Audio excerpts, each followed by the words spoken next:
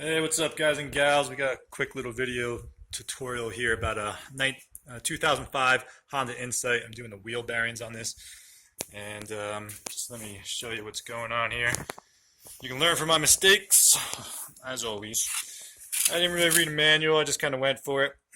Um, these bolts, 19 millimeter, ended up using a 12 point on that initially, and I buggered up the thread. That's not good. So use a 6 point, 3/4 inch 6 point, or 19 millimeter 6 point would be best. Another thing that was sort of problematic was, the brake caliper came off very easily. But this bolt down here, this one holding the joint down there, was you couldn't get to it only with like a box end. So I had to take this out first.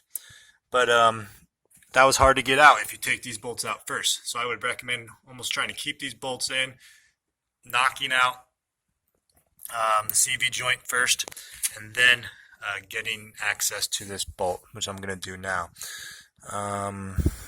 Other than that, yeah, I use 6 point sockets. It's pretty straightforward, but it was a pain in the butt because I took this out and then I had to put it back in and put the bolt kind of in there to kind of brace it so I can knock it out. Let's see, other big socket you'll need is I used a 1 1/4 inch for the axle nut, and that worked fine. It was a 12 point, it wasn't a 6 point. Still worked all right. That wasn't on there that good. So I'll keep you updated. Let's see if I get the bearings. I'll show you the bearings in a second. The other thing I wanted you to hear was the bearing. If you listen closely, watch me spin it. Definitely doesn't sound smooth. And I indicated that it's been making sounds, sounds like really loud tires. And when I turn the car to the right, the sound goes away. So it indicated that this right wheel bearing was bad. All right, another thing I want to point out, breaker bars are huge. I got a cadre of breaker bars I've been using, especially for these bolts. These are on there really tight. And this one is not breaking easier. So I'm going to see what sort of breaker bar I need for that one.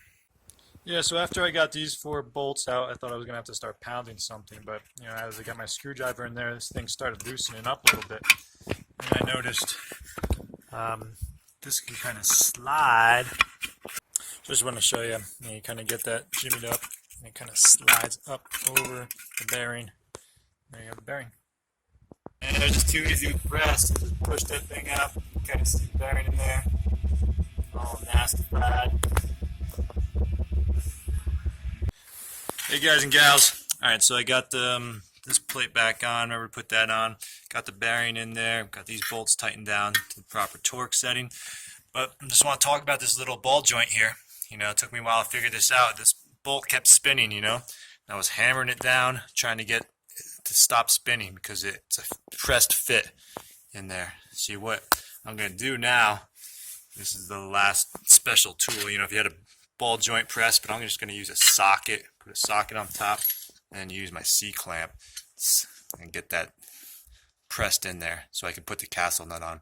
Otherwise, the castle nut will just spin that bolt.